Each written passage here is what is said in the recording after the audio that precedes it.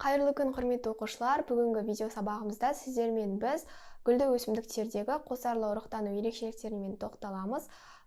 Яғни біз өткен видеода тозаңдану процесімен танысқан болатынбыз, және де айтып кеттік, тозаңдану процесінен кейін міндетті түрде ұрықтану процесі жүреді дедік.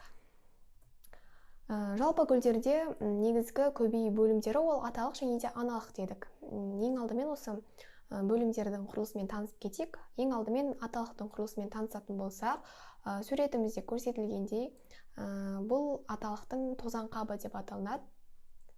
Яғни тозаң қапта бізде өте көптеген тозаңдар болады, және де сол тозаңдардан сперматозоидтар, спермийлер түзіледі.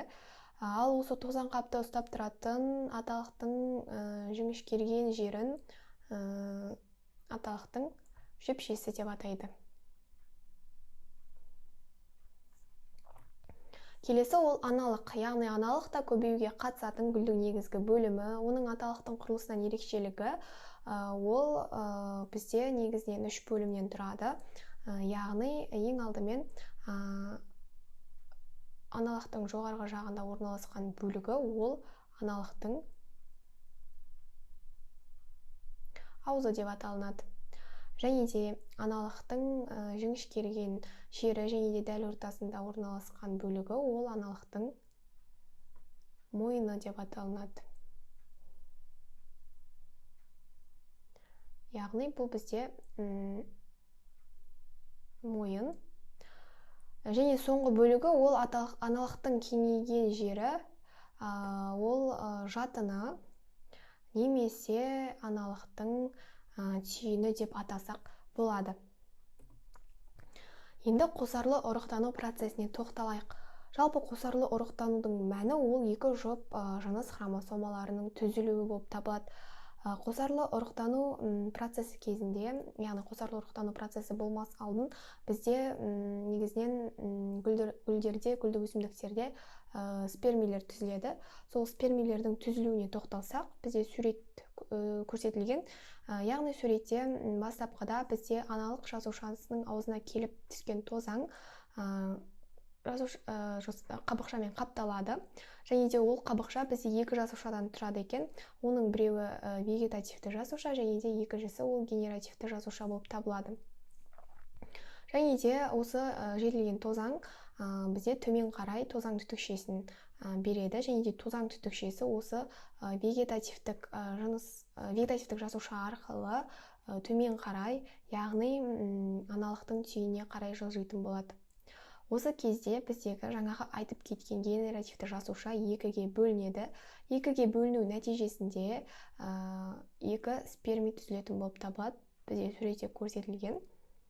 Бұл бізде осы спермидің қалыптасу процесі. Енді аналықтың жатынында қандай процесс жүреді? Ең алдымен аналықтың жатыны немесе оны ұрық қалтасы деп те атайды. Яғни ұрық қалтасы негізінен екі жасушадан тұратын болып табылады екен. Оның біреуі жұмыртқа жасушасы болып табылады, және де орталық жасуша. Осы жаңағы түзілген екі сперми қосарлы ұрықтану процесі кезінде оның біреуі барады да жұмыртқа жасушасымен қосылады, ал екінші сперми орталық жасушасымен қосылады.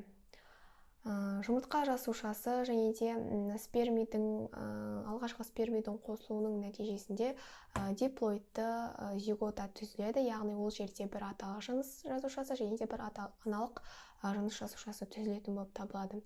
Ал екінші сперми мен орталық жасушаның қосылу нәтижесінде триплоидты жасуша түзіледі, және де ол бізде жаңағы өсімдіктің қоректік қоры заты болып жиналатын жер эндосперм деп аталынады.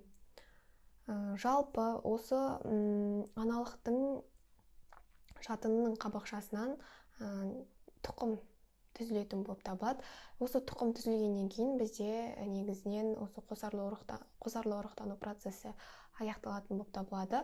Негізінен қосарлы ұрықтанудың маңызына тоқталсақ, қосарлы ұрықтанудың басты маңыздылықтарының бірі ол органикалық заттардың, яғни өсімдіктерде кездесетін көмірсулар, майлар, нәруыздардың үнемделуіне мүмкіндік өте көп болады.